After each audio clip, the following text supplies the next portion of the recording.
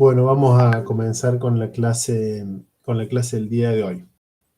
El tema que nos va a ocupar es ética profesional y honorarios profesionales. Vamos a abordar a todo lo relativo a consideraciones éticas en el ejercicio de la profesión. Vamos a comenzar distinguiendo algunos conceptos. Y después vamos a ver qué es un colegio profesional, cuáles son sus funciones, cuáles son los requisitos para el ejercicio de la profesión. Y vamos a finalizar con lo relativo al honorario, cómo se calculan, qué incluyen y demás. Cualquier duda que tengan o cualquier cosa que quieran aportar, acortar, por favor lo hacen. Abren el micrófono y lo hacen. ¿Me confirman si se está escuchando y se está viendo bien?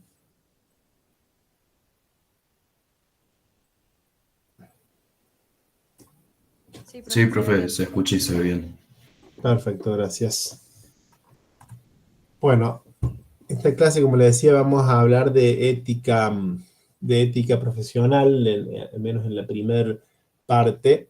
Y hay tres conceptos que creo yo que es importante que tengamos claros para que podamos comprender lo que les voy a exponer a continuación. Vamos a empezar de menor a mayor, digamos. Voy a definir primero qué es la profesión o lo que sería el ejercicio profesional. Es una ocupación o un trabajo que se ejerce a cargo de una retribución, ¿verdad? ¿Y qué implica esto de profesional? Cuando decimos esta persona es un profesional en esta materia o en determinada disciplina. Implica que tiene formación académica en el tema, es decir, conocimientos teóricos y un conocimiento especializado en una determinada materia o competencia. Que lo desarrolla de acuerdo a incumbencias y con organización propia. ¿Y qué son las incumbencias? Son cuestiones reservadas o para un determinado perfil profesional.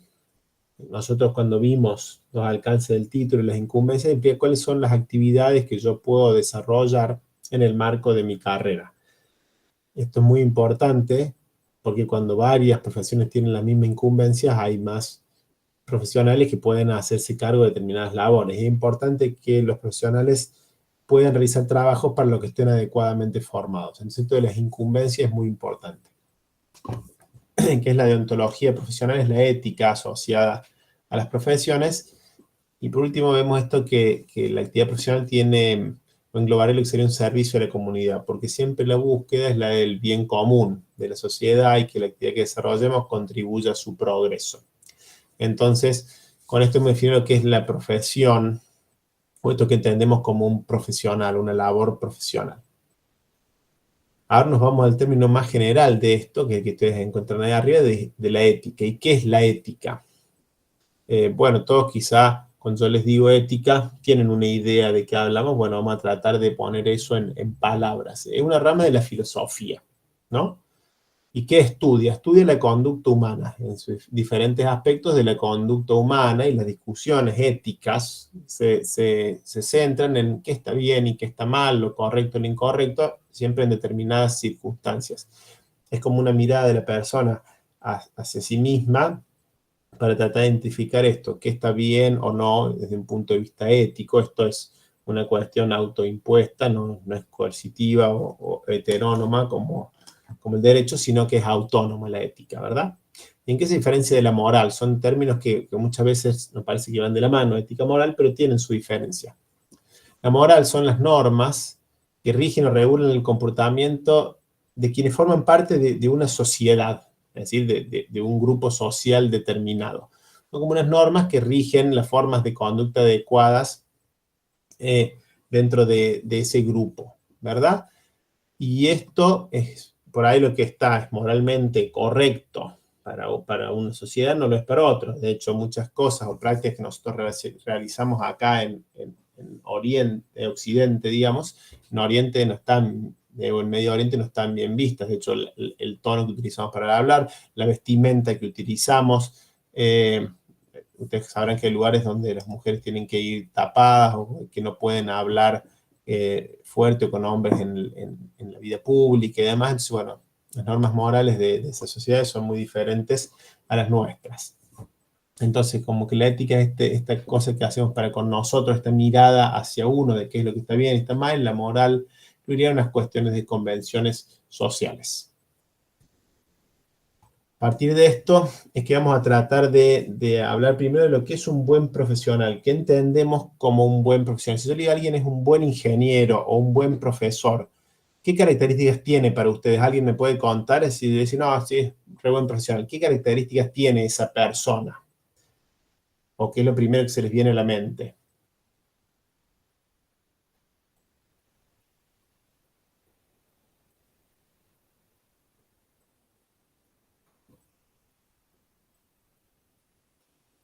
Si me pueden leer, porque escucho que suena el chat, pero si me hacen el favor de decirlo oralmente, me ayudan porque tengo toda la ventana puesta en la compu, así nos salimos de la presentación.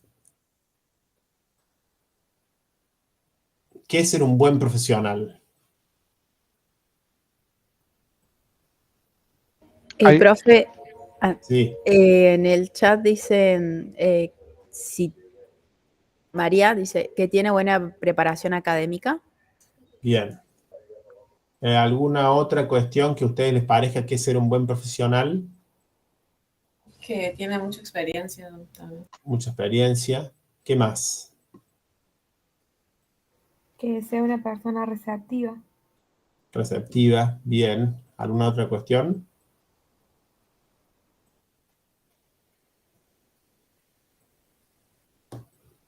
Que también lo que no sepa lo consulte con otros para hacer una correcta labor. Bien. Acá surgen varias cuestiones y es interesante todo lo que dicen, ¿no? Si esto de buen profesional, quizá yo entiendo una cosa, María entiende otra cosa, o Juan entiende otra. Pero es importante que no nos centremos solo en lo técnico, ¿no? Decimos, no, un buen profesional es alguien que técnicamente sabe todo acerca de tal tipo de motor, porque tiene formación en eso, o sabe de resonadores, es un excelente profesional porque es ingeniero biomédico y sabe arreglar cualquier resonador. ¿Es solo eso ser un buen profesional? No. Ser un buen profesional incluye un montón de otros aspectos, algunos de los cuales ustedes han mencionado. Las habilidades para comunicarnos, el ser correcto desde el punto de vista ético. Que yo sepa muchísimo de resonador no significa que vaya un cliente y le cobre carísimo por hacer una labor que en realidad quizá no es tan compleja, o que en realidad si hay otro colega que está haciendo el trabajo, yo como sé hacerlo, le cobro más barato para agarrar el trabajo, yo puedo saber mucho técnicamente, pero puedo tener una conducta ética, digamos, que no sea correcta. Acá surgirían dilemas o debates tales como las labores. Si yo la labor que hago no contribuye al desarrollo de la sociedad, acá puede surgir un dilema ético. Por más que yo técnicamente haga bien esa labor, no sabemos si es bueno. Es como un médico que hace de manera muy exitosa una cirugía, pero que no era necesaria. O como por ejemplo el caso de quizá un abogado que decimos, no, es muy buen abogado porque siempre gana. Bueno, siempre ganar significa que eso sea bueno para la sociedad, quizá no, porque quizá se vale de ciertos artilugios o de circunstancias que hacen que una persona no pague con la sociedad la culpa que debería. Entonces acá es donde empieza este dilema ético de las actividades que nosotros desarrollamos. Hay una película muy interesante de Oppenheimer, que bueno, tuvo en cine el año pasado y demás, que es quien desarrolla en parte la bomba atómica, y bueno, y plantea los dilemas éticos más allá del poder hacer algo técnicamente, lo que eso puede implicar para la sociedad. Entonces es importante que a la hora de considerar qué es ser un buen profesional, como a la hora de considerar qué es ser un buen estudiante o un buen docente, tengamos en cuenta la integralidad de la persona y no solo centrarnos en los conocimientos técnicos o académicos, ¿verdad? Si puedo mencionar algunas características que tendrían o serían importantes que tuviera alguien para considerarlo así como un buen profesional, que no es algo tan fácil de definir. Una vocación, que a uno le guste lo que hace y considere que es importante o valioso para uno y para los demás. Hasta que esta vocación sea propia y no impuesta. Muchas veces nos encontramos con que vamos a hacer una labor por cuestiones familiares y muchas veces no nos gusta demasiado, pero acá es importante buscar la vocación, qué es lo que nos gusta. Esto en relación con que consideremos que lo que nosotros tenemos para ofrecer sea importante para la sociedad, ¿verdad? Que contribuya al progreso de la sociedad y de la profesión y que no sea algo que no la beneficie. Esto nos va a ayudar a buscar la excelencia, a hacer las cosas de la mejor manera posible. Y esta excelencia no es solo técnica o académica, sino también es ética, comunicacional, en un montón de otros aspectos. El fijarse metas y actuar responsablemente son dos características que también nos van a ayudar a desarrollarnos en este sentido, en este sendero de una actividad profesional desempeñada de manera adecuada. Esto va a contribuir en generar confianza, no solo para con uno como profesional, sino con la profesión. Muchas veces se dan circunstancias que manchan, por decirlo de alguna manera, al resto de los profesionales. Cuando hay algún docente que realiza actos que no tiene que cometer, eso mancha a todos los docentes, ¿verdad? Hubo un caso el año pasado de unos ingenieros en seguridad y higiene que hacían habilitaciones incorrectas de establecimientos, ¿verdad? Ellos hacían la falsificación de documentación y habilitaban establecimientos que no habían cumplido con las normas de seguridad y higiene, al menos con una evaluación correcta. Eso terminó descubriéndose, esta gente fue presa, pero mancha mucho la profesión de ingeniero en seguridad y higiene, que es alguien que vela por la seguridad de los lugares de trabajo, y estas certificaciones son necesarias para que los lugares sean seguros, pero cuando encontramos estos certificados son todos truchos y esta gente que solo saca dinero, entonces se mancha la profesión y la actividad. Entonces, cuando uno trata de ser un buen profesional, no es solo con uno, sino también de contribuir al desarrollo de la profesión. Y ahora vamos a definir lo que serían los bienes externos o internos de una profesión, los elementos internos o externos de la profesión. Vamos a partir de que en muchos aspectos estamos en un mundo en crisis, en una crisis social, en una crisis educacional, no solo en Argentina, sino a nivel global, podemos decirlo. La educación no es la excepción y muchas veces nos encontramos en una educación, una formación técnica sin educación moral.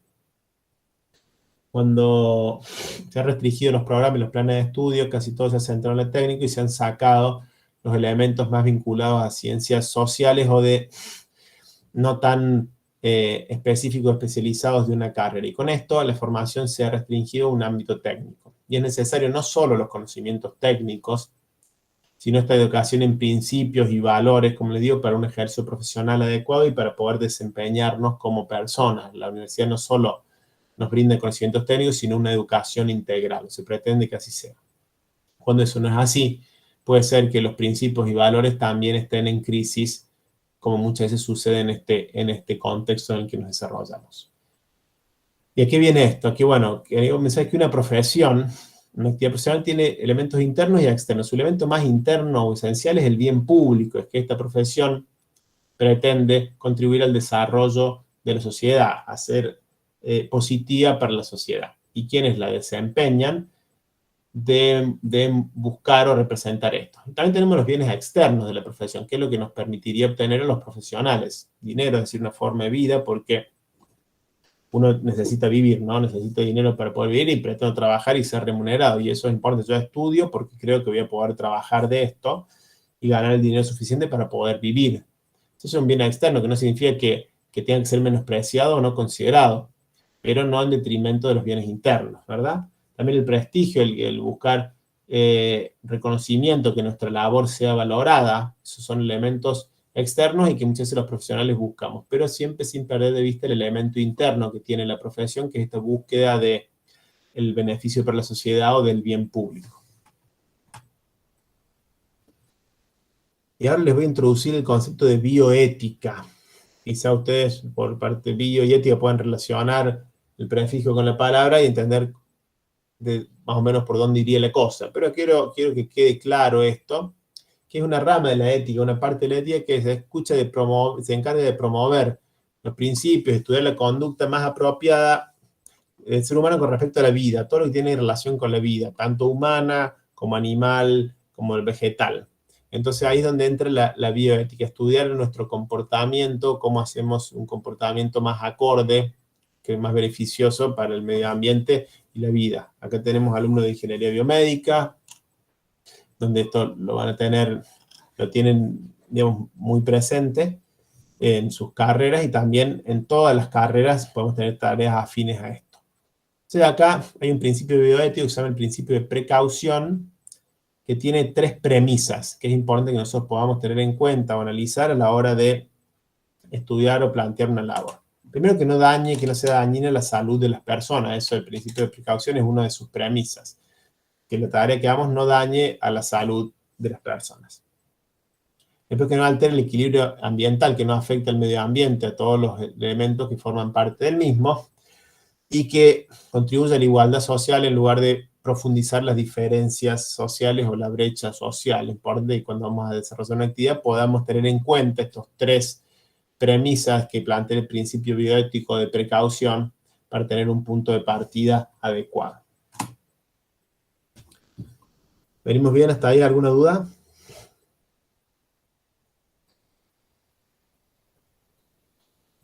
Bueno, vamos a asumir que no.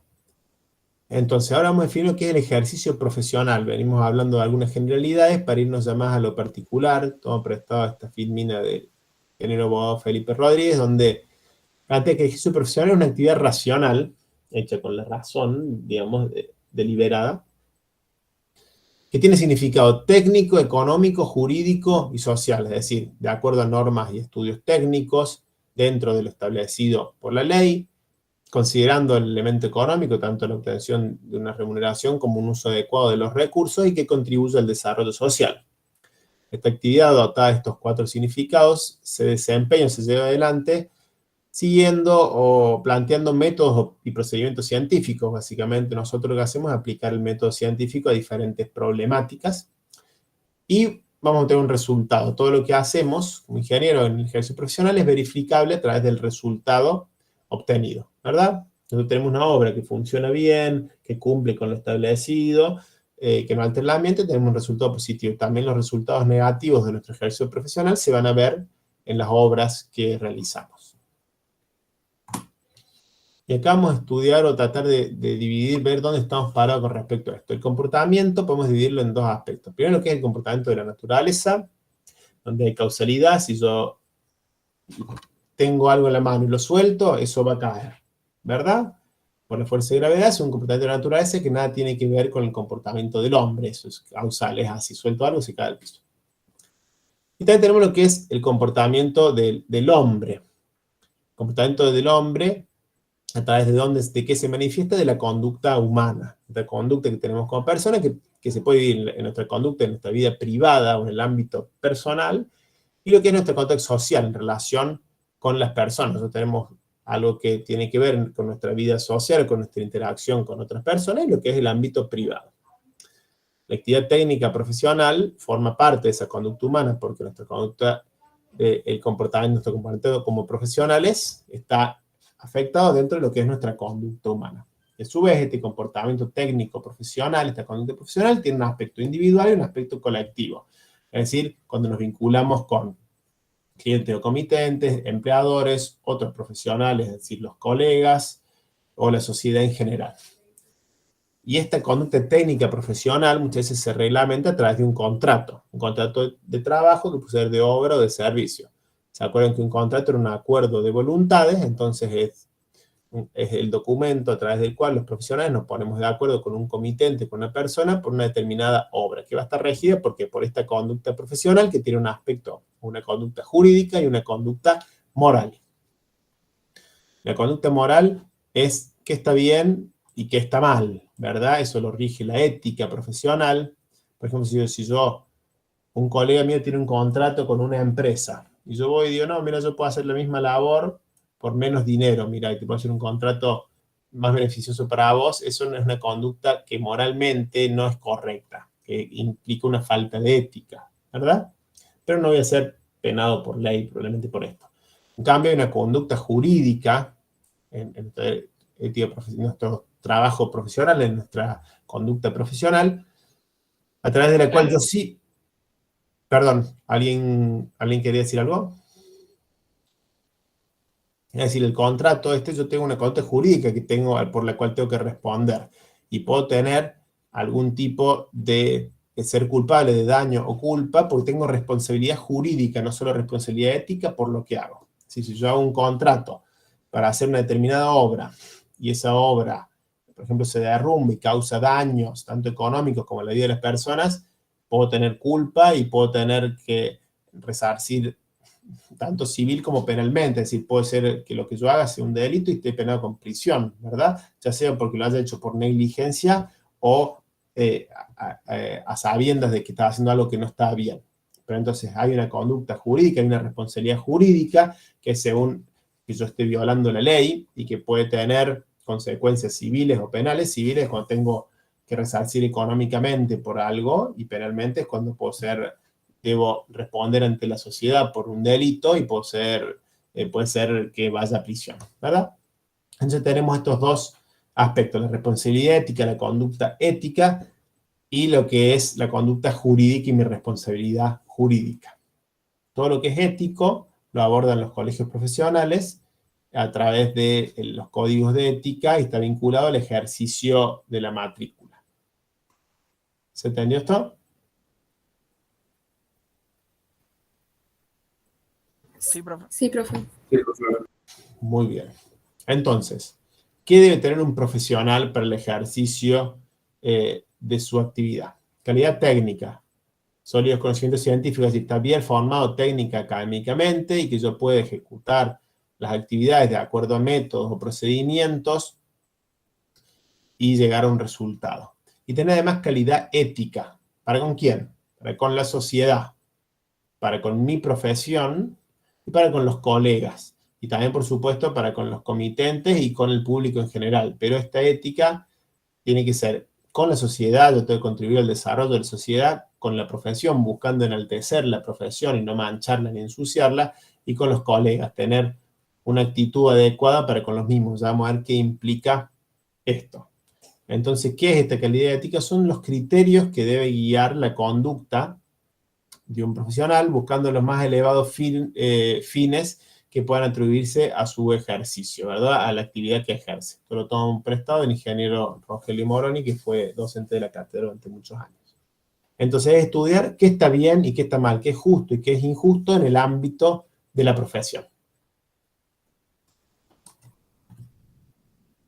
Entonces, ¿cuáles son los deberes que tenemos como ingenieros?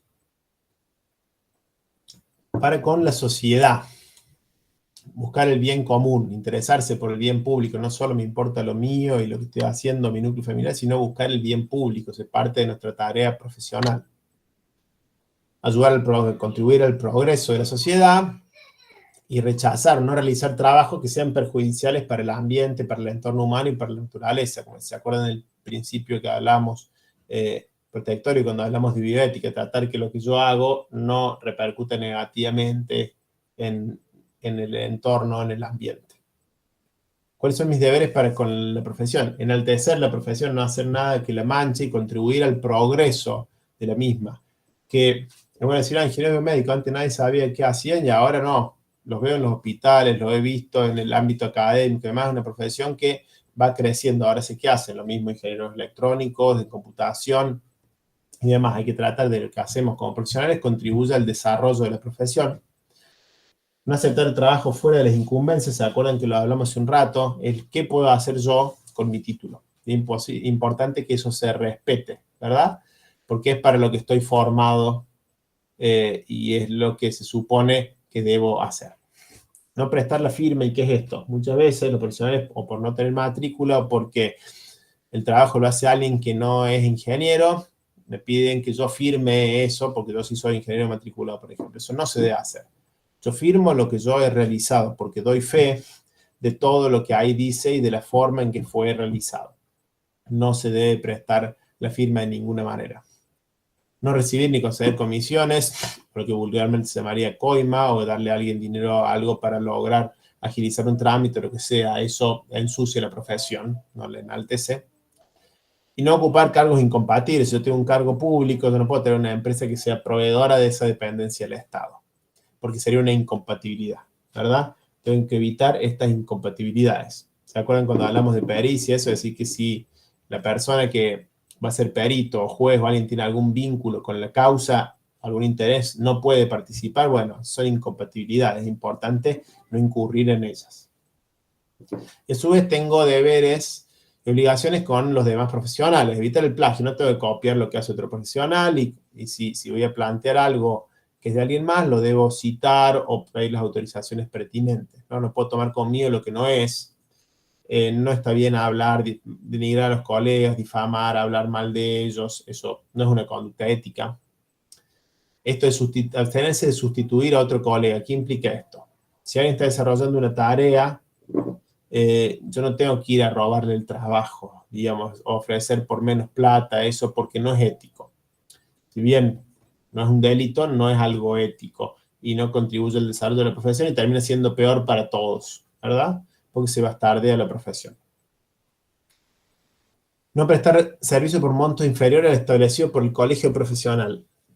Antes, hasta el año 2000, los honorarios profesionales eran de orden público.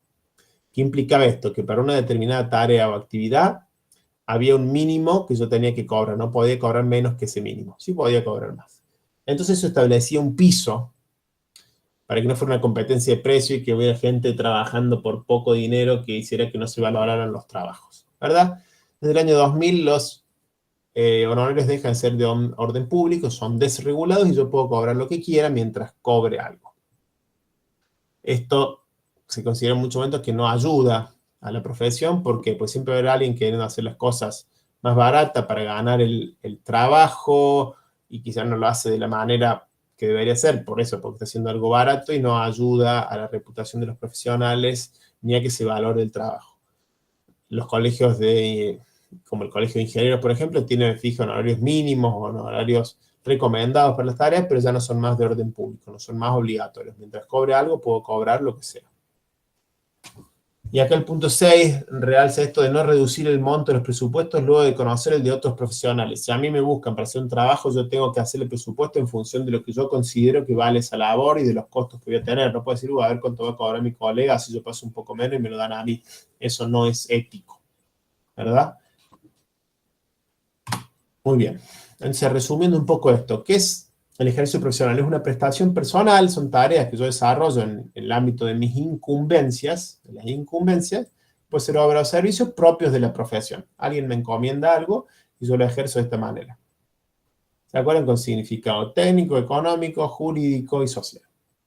¿Y qué puede ser esta tarea? Bueno, hay que relevar las incumbencias, pero puede ser proyectos, planos, presupuestos, cómputos, reparaciones, desarrollos, un montón de tareas diferentes englobadas dentro del ámbito profesional.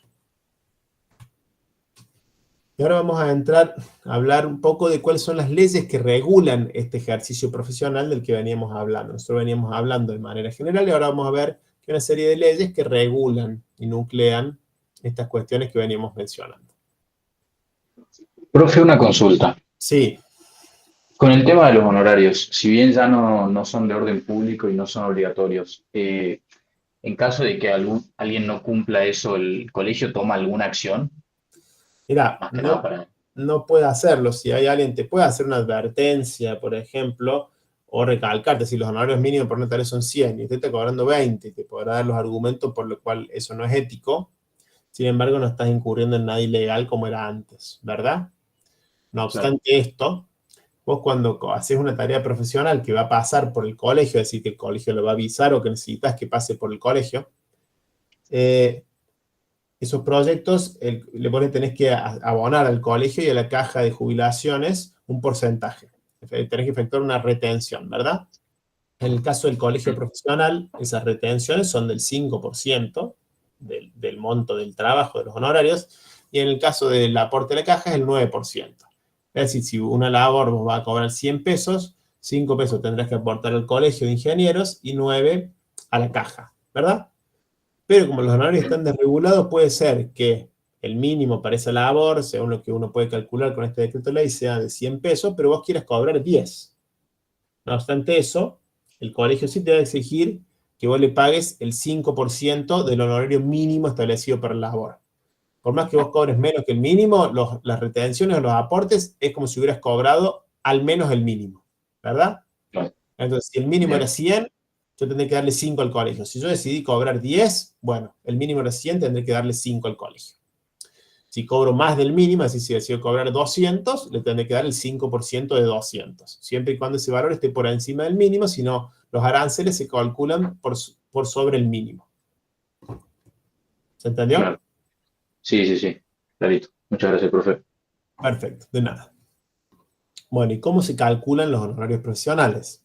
Es un decreto, que es el decreto de ley 1332 del año 56, que establece cómo debo calcular los intereses profesionales según la labor que yo haga. Este decreto de ley es común para ingenieros, arquitectos y agrimensores. Tiene un montón de trabajos diferentes y ya lo vamos a ver un poquito más en detalle, pero a partir del valor de la obra y de la clase de obra, que yo lo voy a determinar en función de unas pautas que establece el decreto de ley, voy a poder calcular los honorarios por una determinada labor. Ese decreto de ley es del año 56, como le digo, y viene desde ese momento hasta ahora. ¿Qué implica eso? Me dirían, profe, en el año 56 lo que yo hago ni existía, y yo voy a estar de acuerdo con ustedes. Pero bueno, ese es el decreto que tenemos y se han ido actualizando los valores que plantea, pero no las actividades. Plantea una clase de obra y yo, por analogía con eso que plantea, tengo que ver cómo calcular los honorarios del trabajo que yo voy a hacer. Hay muchos tipos de obras donde yo no sé de qué clase son, entonces ahí tendré que ir al colegio, que es donde me van a especificar qué tipo de obra es la que yo voy a hacer y cómo calcular los honorarios, ¿no? Pero ¿qué vamos? ¿Qué existía hasta el año 88? Un consejo de lo que era arquitectura, ingeniería y agrimensura que nucleaba a los profesionales de estas ramas, de estas áreas, para toda la regulación de lo que era su actividad profesional. A partir del año 88 surge la ley de colegiación y surgen los colegios. Y surgen 5 colegios provinciales a partir de este consejo, que es el Colegio de Ingenieros Especialistas, el que nos nuclea a nosotros, el Colegio de Ingenieros Civiles, que es para ingenieros civiles y ambientales, Colegio de Constructores, Colegio de Agrimensores y Colegio de Arquitectos. Surgen estos 5 colegios con sus filiales regionales y son provinciales, ¿verdad? Y regulan todo lo relativo a la profesión, al ejercicio profesional, tienen un código de ética y establecen los requisitos y son los que otorgan y revocan la matrícula. Que vemos acá también que en el año 2000 es cuando surge o entra en vigencia la ley provincial 8836, a través de la cual se desregulan los honorarios. Hasta ese momento yo tenía obligación de cobrar honorarios mínimos según la actividad. A partir del año 2000 yo puedo cobrar lo que quiera mientras cobre algo. Los honorarios dejan de ser de orden público en ese momento. Entonces, ¿cuáles son las leyes vinculadas o que regulan el ejercicio profesional que nosotros vamos a ver o las que tienen mayores implicancias? La ley de colegiación 76-73, ley provincial, que es a través de la cual se crea el Colegio de Ingenieros Especialistas de la provincia de Córdoba. Todos nosotros, ingenieros biomédicos, electrónicos, en computación, ingenieros aeronáuticos, estamos nucleados en el Colegio de Ingenieros Especialistas de la provincia de Córdoba, que tiene un decreto reglamentario que realiza unas consideraciones o especificaciones o ampliaciones de lo que plantea la ley y tiene un código de ética. Entonces establecen un montón de pautas que hay que respetar y que pueden implicar que si uno las viola sea juzgado por el Tribunal de Ética. Después tenemos este decreto de ley 1332, que yo se los mencioné hace un ratito, que es a través del cual podemos calcular o estimar los honorarios. Y tenemos la ley 8470, que es la caja de previsión, es la vinculada a los aportes jubilatorios, que es así, es común para ingenieros, arquitectos y agrimensores, que es lo que regula todo lo relativo al sistema previsional, a los aportes jubilatorios que realizamos como ingenieros. ¿Venimos bien hasta ahí? Sí, profe. Perfecto. Bueno, vamos a adentrarnos ahora en esto de los colegios profesionales. ¿Qué es un colegio profesional? Es una persona jurídica pública, entidad pública no estatal, no es del Estado, que está integrado, formado por quienes desarrollan una profesión en particular. En este caso, el Colegio de Ingenieros Especialistas es donde nosotros estamos nucleados. Y el Estado le ha delegado una serie de funciones a estos colegios porque son quienes ejercen los colegios el control de la matrícula, de todo lo vinculado al ejercicio profesional, de la ética, y promueven una acción social y cultural. Los colegios profesionales van a plantear actividades de tipo social, cultural, además de las actividades específicas de defender los derechos de los profesionales de un área y establecer un código de ética. Entonces, ¿cuáles son los objetivos generales? Primero, ordenar una profesión, ordenar el ejercicio profesional y buscar este prestigio o avance de la profesión, de la que hablamos hace un rato. Tiene cuestiones organizativas. Representación de los colegiados y defensa de sus derechos. ¿Qué es esto? Nuclea a todos los profesionales de un área, el colegio, se defiende los derechos. Muchas veces cuando yo tengo un problema, Como profesional voy al colegio, aquí ellos me asesoran, tienen asesoramiento legal, contable y demás, a ver cómo puedo encaminar la situación. Defensa de los intereses de los profesionales. Muchas veces los colegios defienden mucho esto de las incumbencias. ¿Se acuerdan que hablamos de decir, no, esto es incumbencia mía y no pueden hacerlo, por ejemplo, los farmacéuticos, porque es una cuestión así, por eso es competencia de los ingenieros biomédicos, supónganse. Se defienden los intereses de los colegiados y de la profesión, ¿no? Porque muchas veces cuando una actividad la desarrollan profesionales de distintas áreas, esos profesionales tienen formación diferente y muchas veces no están capacitados para hacer lo mismo. Entonces ahí es donde entran los colegios a defender los intereses de una determinada actividad. Y tienen a su cargo velar por la ética, esta ética profesional. Si yo tengo una causa de ética, no voy a la justicia a hacer anuncio, sino voy al colegio. Entonces, que buscan el desarrollo de la actividad que corresponde a cada profesión y establecen pautas de actuación que se consideran como éticamente correctas para los profesionales de esas áreas y que contribuyen al desarrollo de la sociedad, a este bien común del que hablábamos hace un rato. Esta ley de colegiación, que es la ley que surge con los colegios profesionales o que da origen a los colegios profesionales, tiene estos 6 títulos que están acá, tiene varios artículos en cada título, y vamos a ver brevemente qué se incluye en cada uno. En esto del primer título, que es del ejercicio profesional, lo primero dice que se entiende por ingeniero especialista y a quienes nuclea, que dice a todas las especialidades de ingeniería mecánica, electricista, electrónica, etc. Y el artículo dice como todas aquellas otras que en el futuro se creen o desarrollen por el devenir científico. La ingeniería biomédica, por ejemplo, no la menciona ahí, sin embargo los ingenieros biomédicos estamos nucleados o pertenecemos al colegio de ingenieros especialistas, porque muchas veces van surgiendo carreras nuevas que quedan englobadas en la órbita de estos colegios. En título 2, por ejemplo, dice a quién está reservada la palabra ingeniero y quiénes pueden utilizarla y cómo deben utilizarla, que es para personas que están diplomadas en universidades oficiales o privadas reconocidas por el Estado. Y esto es muy importante. No sé si ustedes escucharon una vez hablar de la homologación de los títulos, porque yo soy ingeniero acá no significa que pueda ejercer como ingeniero en Estados Unidos. Tengo que homologar mi título, me lo tienen que reconocer los colegios profesionales o la entidad que regule la matrícula en ese lugar. Y es algo muy importante, así como mi matrícula es provincial, yo puedo ejercer la profesión acá, pero quizá no en otra provincia que tiene otro colegio en el cual yo tendré que matricularme para poder trabajar en ese ámbito. Y acá les hago mención de otra cosa que plantea el artículo 6, que cuáles son las modalidades de ejercicio de la profesión. Plantea 4 modalidades. Libre individual, es decir, el ingeniero actuando en forma aislado, solo, digamos, que es responsable por un determinado trabajo. Responsable totalmente por ese trabajo porque actúa a nivel profesional de manera individual. Libre asociado con otros ingenieros. Es cuando somos varios profesionales o ingenieros a los que nos contratan para hacer una determinada labor, por ejemplo, seamos 3 ingenieros biomédicos y compartimos la responsabilidad entre todos. La responsabilidad es de los 3, por igual parte, digamos. Después podemos ejercer la profesión libre asociado con otros profesionales o ingenieros de otras especialidades o profesionales de otras áreas, abogados, contadores, o ingenieros, por ejemplo, biomédicos, ingenieros químicos, lo que sea, y cada uno es responsable por lo que es competencia o incumbencia de su profesión, ¿no? Entonces es responsable por la parte de ingeniería biomédica, el abogado será responsable por la parte legal, y es otra forma de ejercicio de la profesión. Y otra forma es relación de dependencia, cuando hay una relación de empleado-empleador regulada a través del derecho laboral, como ustedes ya vieron en otra clase. Algunos otros incluyen a los cargos públicos y a los empresarios como otra forma de ejercicio de la profesión, pero estas son las principales 4 formas de ejercicio de la profesión, según lo que plantea la ley de colegiación 76-73. El título 2 habla de lo que es ejercicio ilegal de la profesión. ¿Y qué es esto? ¿Qué es ejercer la profesión ilegalmente? Ejercer la profesión sin tener el título habilitante, o con un título que no esté habilitado, es sin título, o con un título indebidamente habilitado. Si yo soy arquitecto o ingeniero y voy a ejercer en Estados Unidos sin habilitar mi título, eso es ilegal. Lo mismo que si viene alguien de Estados Unidos y lo ejerce acá en Córdoba, no está habilitado ese título, debe ser habilitado, homologado, reconocido de alguna manera.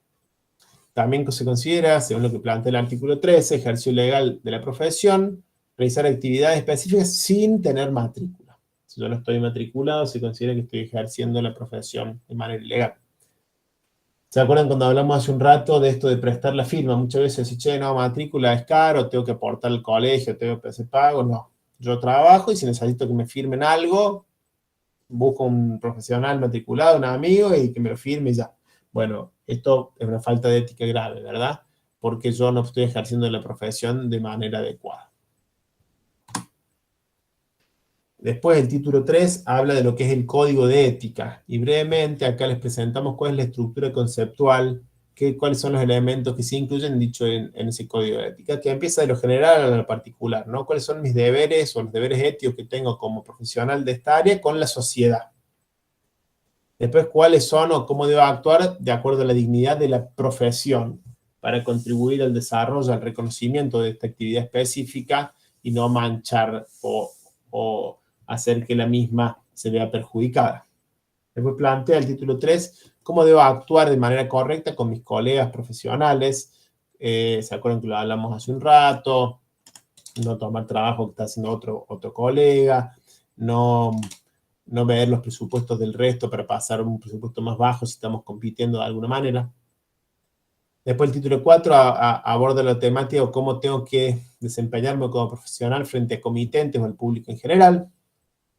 Título 5 aborda lo que es el vínculo entre profesionales de la parte pública y la parte privada. Muchas veces los profesionales de la parte pública se vinculan o tienen algún tipo de relación con los de la parte privada, ya sea, por ejemplo, cuando la parte pública, ustedes vieron licitaciones o demás, donde se busca una empresa privada que haga una determinada labor, y muchas veces los profesionales que trabajan para el Estado interactúan con los profesionales de las empresas privadas o de los profesionales ejerciendo la profesión de manera libre. Entonces, hay una parte del código de ética que establece los principios que se deben respetar en este tipo de vínculos o relaciones. Después el título 6 aborda lo que es la actuación ante contratos, obligaciones contractuales. El título 7 abarca lo que son las relaciones de jerarquía, cuando hay alguien que es jefe de alguien y cómo hay que desempeñarse adecuadamente en estos roles. El título 8 aborda la temática de los concursos. Un concurso, por ejemplo, con los cargos públicos o, por ejemplo, los cargos docentes, se concursan. Es decir, hay un cargo que ocupar, hay una determinada labor, entonces se busca profesionales que estén capacitados para realizarlo. ¿Y qué hacen estos profesionales? Se establece un perfil y unas determinadas características que deben tener los profesionales, y quienes estén interesados se presentan a este concurso. Se evalúan los antecedentes, para el caso de los docentes tenemos que dar clase, hay una entrevista y se elige al profesional que parece más apto para esta labor. Entonces hay toda una parte del código de ética que aborda cuestiones vinculadas a concursos. Esto no solo se da en el ambiente docente, hay concursos, por ejemplo, en los ambientes legales, o hay concursos para acceder a determinados cargos públicos. También se aborda lo que es las incompatibilidades. ¿Se acuerdan que hablamos en el ejercicio de la profesión? Que hay cosas que yo no puedo hacer, por más que ambas sean en las incumbencias, no puedo hacerlas simultáneamente. Yo no puedo trabajar en la parte privada y en la parte pública en cosas que se toquen. No puedo ser proveedor del Estado en una dependencia donde yo tengo alguna función o cargo jerárquico. Y después aborda lo que son las faltas de ética en general. Bien, el título 4 de la ley de colegiación indica cómo está constituido o integrado los órganos directivos, quienes tienen a su cargo las decisiones del Colegio de Ingenieros, que tiene una asamblea general de matriculados, que implica la decisión de todos los profesionales colegiados, la Junta de Gobierno, que lleva adelante las cuestiones administrativas, y la Comisión Revisora de Cuentas, que efectúa una auditoría de todo lo que implica erogaciones de dinero y cuestiones financieras. Así está integrado los órganos directivos del colegio. El título 5 aborda lo que es el Tribunal de Ética. Cuando hay una causa de ética planteada por alguien, va a actuar el Tribunal de Ética, que va a ser quien juzgue, quien dirima esta cuestión. Esto es provincial. Recuerden que el colegio este colegio es provincial, entonces su jurisdicción es el territorio de la provincia de Córdoba. Y estas causas de ética pueden ser iniciadas de oficio o por alguna denuncia. Ya vamos a ver esto. ¿Y cómo está constituido cuando hay una causa de ética el tribunal? Se elige un miembro suplente de cada departamento de especialidad. El colegio tiene distintos departamentos de especialidad: ingeniería electrónica, biomédica, aeronáutica. Entonces se elige un miembro, ahí tiene un titular o un suplente de ese departamento específico, y después se sortean 2 miembros más entre los restantes miembros posibles del Tribunal de Ética. Tribunal de Ética, los miembros duran 6 años en su función y se renueva la mitad del tribunal cada 3 años. ¿Por qué se hace así? Porque, bueno, si vienen la mitad nuevos, que haya la mitad de gente que ya tiene experiencia en trabajar en cuestiones de ética, ¿verdad? Así que así está constituido y de esta manera actúa el Tribunal de Ética. ¿Y cuándo va a actuar el Tribunal de Ética? ¿En qué circunstancias? Cuando es una denuncia contra un profesional formulada por alguien, que puede ser otro profesional o que puede ser un tercero, una persona que acredite interés legítimo, porque fue comitente, porque tiene un contrato con esa persona, que le quiere formular una denuncia a un profesional. O puede actuar de oficio. ¿Qué es esto? Sin que haya una denuncia, porque se detecta una irregularidad y entonces el colegio actúa de oficio y presenta una cuestión de ética contra un determinado profesional que tiene que ser abordada por el tribunal. Por ejemplo, ¿y qué puede estar implicado? ¿Qué puede ser esto? Hace unos años hubo unas inundaciones en las sierras y dañó muchísimas propiedades. Entonces, ¿qué se hizo? Se hizo que ciertos ingenieros fueron a auditar, ver qué daños habían tenido las distintas personas y a partir de eso poder establecer cuánto había que pagarles. Hubo un profesional que le pedía comisión a la gente, le decía, si vos no me pagas una parte de lo que te den a vos, yo digo que no se te rompió nada, o digo que tus daños fueron mucho menos que lo que en realidad fueron. O si me pagas, aceptas pagarme, o digo que fueron mucho más. Eso fue una grave causa de ética, o una denuncia por medio, y actuó el Tribunal de Ética, esta persona fue juzgada e inclusive tuvo consecuencias legales penales, porque era un delito lo que hizo, no solo una falta de ética que implicaba un resarcimiento económico. Se le canceló la matrícula, fue multado y demás. Estas son las circunstancias donde el colegio puede actuar por estas cuestiones de ética. Las denuncias deben presentarse por escrito al colegio y hay que acreditar cuál es la relación y cuál es el objeto de la denuncia, qué pasó, quiénes son los partícipes, es decir, contra quién va la denuncia, quién denuncia y por qué. Y si uno conoce el código de ética, por ejemplo, porque es un profesional matriculado, sabe decir, che, se está violando este artículo. Por ejemplo, alguien está ejerciendo la profesión ilegalmente, acá está porque no tiene matrícula. Eso generalmente pasa cuando la denuncia la efectúa un profesional colegiado, ¿no? Que conoce el código de ética, y hay que presentar pruebas de todo lo que uno está diciendo, ¿verdad? ¿Y cómo actúa el Tribunal de Ética del colegio en este caso? Lo primero que tiene que hacer, eso está establecido en los artículos 16, 17, 18 y 22, es ver si la causa es una causa de ética. Esto lo establece el artículo 16. Puede ser que el planteo no sea una causa de ética profesional. Si la causa se evalúa si es una causa de ética o no. Si sí lo es, realmente se llama lo que es una conciliación. Se llama a las partes, denunciante y denunciado, y estando el Tribunal de Ética mediando, se trata de llegar a hacer que las partes lleguen a un acuerdo, ¿verdad? Una audiencia conciliatoria. Si esto no se logra, ahí comenzará a actuar el tribunal, se pedirán pruebas de todo lo que se dice, y después habrá una sentencia, donde el Tribunal de Ética establecerá un dictamen, ¿verdad? Y esta sentencia será definitiva. Entonces, lo primero que se hace es ver si es una causa de ética. Si lo es, se trata de que haya una audiencia, una etapa conciliatoria para que las partes lleguen a un acuerdo, y si no, se procederá, se pedirá que las partes presenten pruebas y que la persona denunciada emita su defensa. Y después de este ejercicio de la defensa, ¿quién puede hacerlo? Lo puede hacer el profesional por sí mismo o algún otro colega de la especialidad que tenga más de 10 años de experiencia lo puede defender. ¿Y cuáles pueden ser las consecuencias, digamos, los tipos de penalidades que impone el colegio? O sea, es un juicio de pares. Quienes van a juzgar el accionar profesional o ético van a ser otros colegas. Y el tipo de penalidades son civiles, es decir, pueden implicar cuestiones económicas. El Tribunal de Ética no te puede mandar a la cárcel, digamos. Tenemos 3 tipos de penalidades, digamos, que son correctivas, que implicarían advertencia, amonestaciones, apercibimientos, llamados de atención. Lo que son cuestiones económicas de policía, que puede ser multa con difusión pública. Difusión pública, esto no es en diario, medios de comunicación, sino es entre medios de comunicación vinculados a los profesionales, una revista del colegio, los transparentes del colegio, a ese tipo de difusión pública hacemos referencia.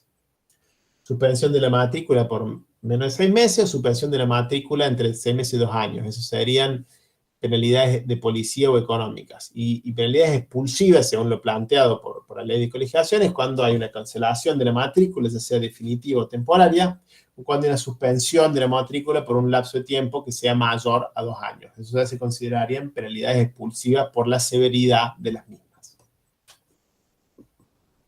¿Venimos bien hasta ahí? ¿Se entiende esto, chicos?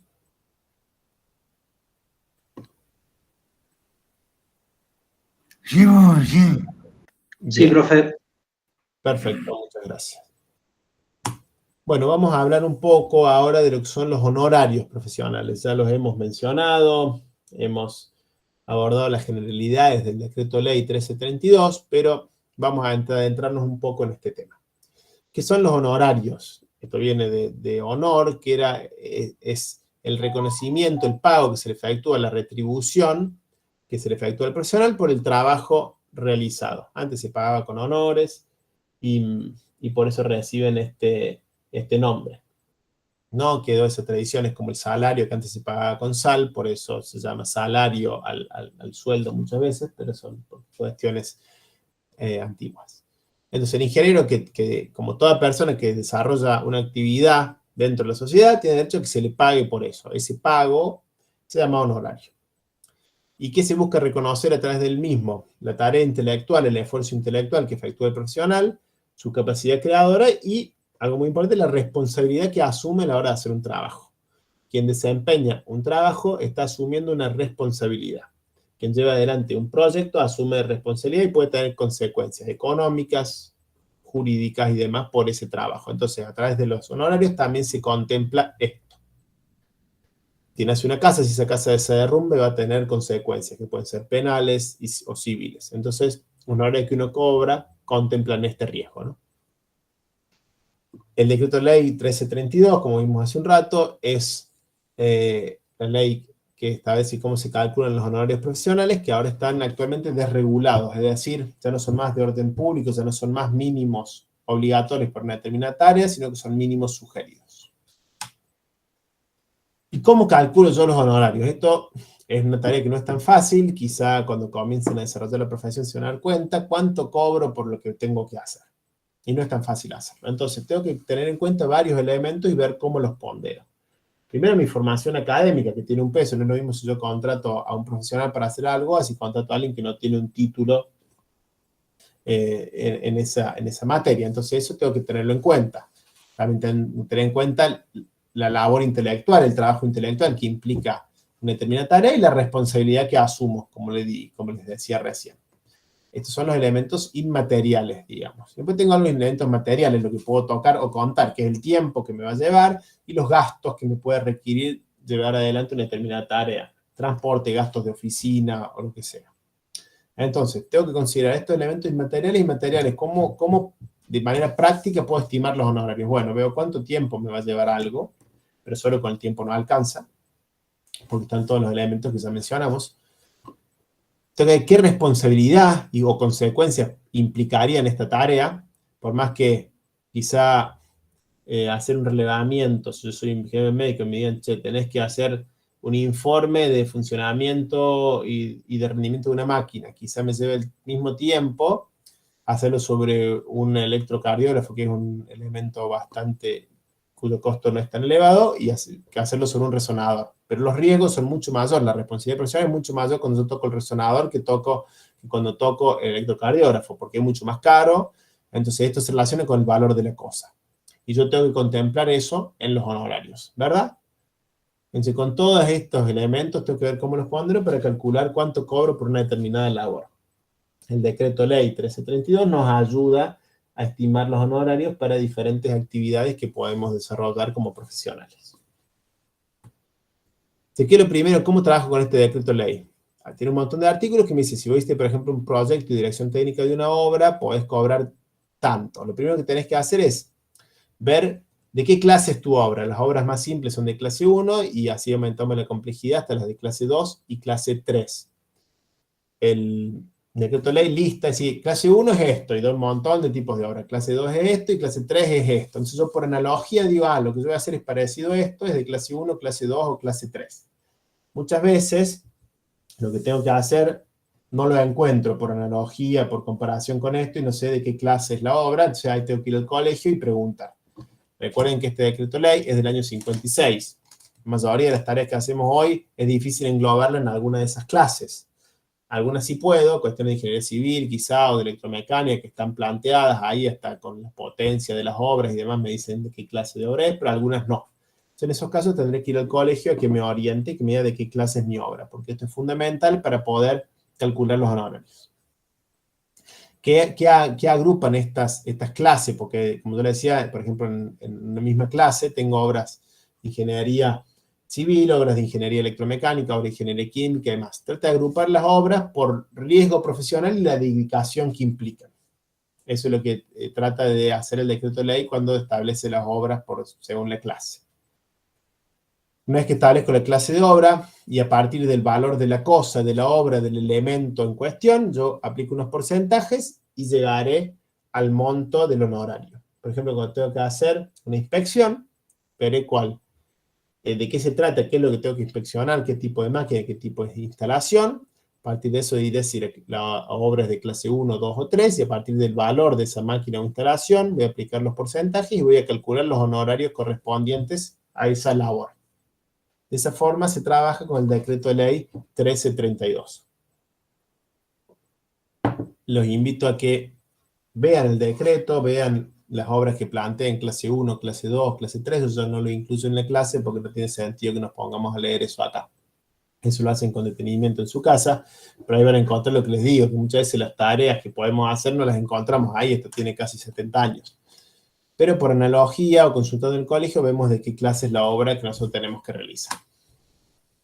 El decreto de ley 1332 lo usamos tanto ingenieros como arquitectos para obras de ingeniería y arquitectura, y tanto de ingeniería civil como de ingeniería especializada. Entonces nos vamos a enfocar en esta parte. Como yo le decía, las obras o trabajos de ingeniería pueden ser de primera, segunda o tercera clase. Ahí por analogía vemos de qué clase se trata el trabajo que tenemos que hacer y de ahí partimos para calcular los honorarios. A su vez, por ejemplo, si yo tengo que hacer un proyecto determinado, me encargan que tengo que desarrollar una máquina, puede ser que haga todo el proyecto, la parte intangible, los planos y demás, y lo lleve a cabo y lo materialice, puede ser que solo haga una parte. Y esto lo prevé el decreto ley 1332. Porque me dice, puede ser que uno contrate a alguien y solo haga los croquis preliminares, que son esquemas o representaciones gráficas para tratar de entender qué es lo que se quiere hacer. Son cuestiones bastante generales y puede ser que el profesional solo haga eso.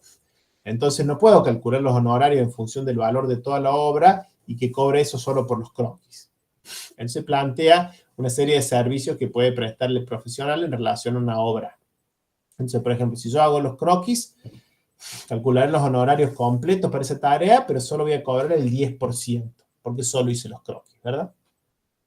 Si hago el anteproyecto, que ya es algo más complejo, incluye planos, todo de acuerdo a norma, cortes, elevaciones y un presupuesto estimativo, implica más trabajo, voy a cobrar otro porcentaje de lo que es el trabajo completo calculado como plantea el decreto ley 1332. Imaginen que yo tengo que hacer una máquina que extruye plástico, ¿no? Y puede ser que haga todo el proyecto y ejecute la máquina y calcule los honorarios en función del costo de esa máquina. Pero si yo solo voy a hacer los croquis, bueno, calcularé los honorarios en función del costo de esa máquina y cobraré solo un 10%. Si hago el anteproyecto, cobraré el 40%. Si hago el croquis y el anteproyecto, no es que cobro el 10 por los croquis más el 40 por el anteproyecto. Voy a cobrar el 40 por el anteproyecto, que ya incluye los croquis. Si dos personas distintas hicieran esto, si yo contrato a un ingeniero que haga los croquis y otro que haga el anteproyecto, bueno, le tendré que pagar el 10% a este y el 40% a este. Pero si son la misma persona, no cobra el 10 más el 40, cobra directamente el 40. ¿Está bien? Estos son los servicios profesionales que plantea el decreto ley 1332 en sus artículos 71 a 75. A su vez, si yo realizo todo el proyecto, que incluye el proyecto y los croquis, esto implica todos los elementos gráficos, planos, listado de materiales, de procedimientos, pliegos y demás que me van a permitir ejecutar la obra. Es todo el material que permite que yo lo tome y pueda ejecutar la obra. Perdón, alguien me dijo algo en el chat, yo tengo abierto, no lo tengo abierto y no quiero salir de la presentación. Si alguien me ayuda y me lo puede comentar. No, nadie, no creo que nadie dijo nada. Creo que fue alguien ¿Nada? que levantó la mano.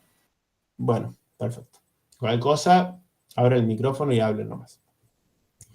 Entonces, yo hago el proyecto implica que hago todo eso, que alguien puede tomar y ejecutarlo y materializarlo.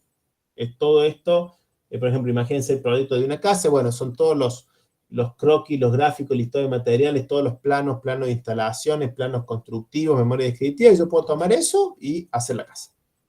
Si yo hago todo ese proyecto, cobraré el 70%. Y si a su vez hago la dirección de obra, lo materializo el proyecto, ahí es cuando voy a cobrar el 100% de los honorarios. Esos son los servicios que define el Decreto Ley 1332. Y dentro de la dirección de obra distingue dos sujetos. La figura del director técnico y del representante técnico. Y no son lo mismo y tienen distintas responsabilidades y pueden tener distintas consecuencias legales. Así que acá las vamos a definir, esto es algo muy importante. ¿Quién es el director técnico y quién es el representante técnico? El director técnico es un profesional que actúa como supervisor. Revisa y ve que todo se realice, puede trabajar como asesor del propietario, del constructor, de la empresa constructora, de quien sea, pero ve que todo se realice adecuadamente, según las reglas del buen construir, que los materiales sean adecuados, que se esté respetando lo que dicen los pliegos y el proyecto y los planos, y que todo esté acorde, ¿verdad? Es un supervisor. Pero ¿quién es el que lleva adelante la obra? El que asume la responsabilidad, que provee los materiales, que tiene que buscar los equipos de trabajo y que si falta algún plano o algo tiene que hacerlo. Ese es el representante técnico. El representante técnico asume el rol, la responsabilidad de materializar la obra. Y el director técnico ejerce una función de supervisión. En la obra pública, como veían en la clase pasada, muchas veces el Estado contrata, a través de una licitación, de un concurso de precios, lo que sea, a una empresa privada para que desarrolle una determinada labor. Muchas veces el representante técnico es alguien de esta empresa que lleva adelante la obra, pero a veces el director técnico pertenece a la administración pública y supervisa que todo se esté desarrollando adecuadamente de acuerdo a los pliegos, ¿verdad? Es muy importante separar lo que es el director técnico de lo que es el representante técnico. Como les decía, esto ya lo vimos hace un ratito, cuando yo calculo los honorarios según lo que plantea el Decreto Ley 1332. Esto es lo que cobro según qué haga yo. Si solo hago los croquis, si hago el anteproyecto y los croquis, si hago el proyecto y si hago la dirección de obra, ¿verdad? Estos son el porcentaje de cobro del honorario total que calculé para una determinada tarea. Entonces, supongamos que yo tengo que hacer una obra de medición. Iré al artículo 63 del decreto ley, veré cuál es el costo de la obra que yo tengo que medir, a qué clase pertenece, y de esa forma aplicaré los porcentajes que ahí hice y llegaré a un honorario. Lo mismo si tengo que hacer una obra de ingeniería especializada de construcción única, iré al artículo 78, veré qué elementos implica, a partir del costo de esta obra, voy a estimar los honorarios. Lo primero que hago es ver si es de primera o segunda clase, porque eso determina qué porcentaje voy a utilizar, y con el monto total de la obra y la clase de obra, obtendré el honorario total. De ese honorario total, y como ya les adelanté por un comentario de un compañero, un porcentaje tiene que ser aportado al colegio de ingenieros y otro porcentaje a la caja. Es decir, si yo cobro 100, un 5% va al colegio y un 9%, en casi todos los casos, es lo que va a la caja. Hay algunos casos, como las obras de medición, por ejemplo, que el aporte a la caja es un 18%, del cual un 9% lo paga el profesional y un 9% lo paga el comitente. Pero esas son las retenciones del honorario que yo cobro, no me lo quedo todo para mí. Una parte va al colegio de ingenieros y otra parte va a la caja de ingenieros. La caja de ingenieros es la que regula todos los aspectos previsionales o jubilatorios, y el colegio de ingenieros es el que regula todo lo concerniente al ejercicio profesional y la matrícula. Profe, ¿eso pues se le suban más impuestos estatales, más retenciones del Estado? Estas son las cuestiones del colegio profesional. Después puedo tener cuestiones impositivas, impuesto a las ganancias, impuesto a los ingresos brutos y demás, que es aparte de esto. Esas son consideraciones impositivas que nosotros no las vemos en la materia. Estos son los aportes que vos tenés que hacer como ingeniero a quien regula la matrícula y el ejercicio profesional, que es el colegio, y a la caja, que es la que regula todos los aspectos jubilatorios. ¿Está bien? De esa forma, entonces, estamos aportando nosotros la jubilación, sería. Exactamente, es el aporte que hacemos a la jubilación. Esto cuando haces un proyecto, vos además tenés un fijo. Por ejemplo, cuando vos te matriculás en el colegio, vas a tener que pagar un determinado fijo por mes, por más que no hagas nada.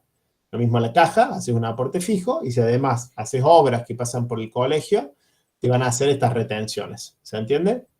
No es que si yo me matriculo en el colegio, me dan matrícula, pero si no trabajo no me cobran nada. No, yo tengo que pagar todos los meses. En el caso del Colegio de Ingenieros Especialistas, es 10.000 pesos por mes.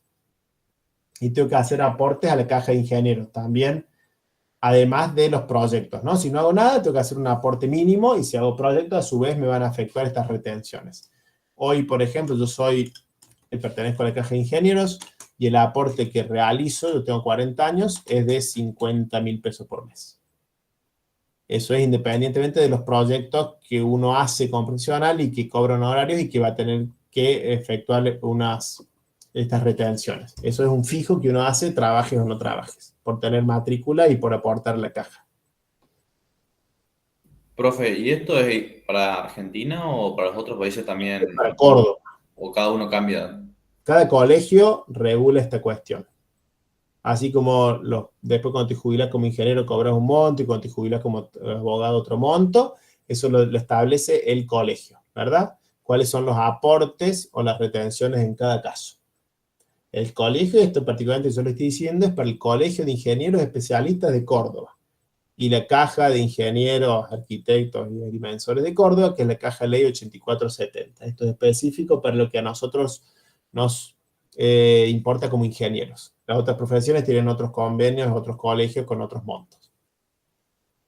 En la generalidad funcionan de manera similar, pero los montos dependen de cada actividad profesional.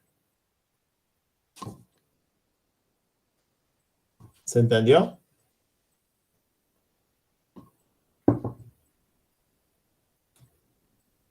¿Estamos bien? ¿Hay alguna duda? No, profe. Muy bien.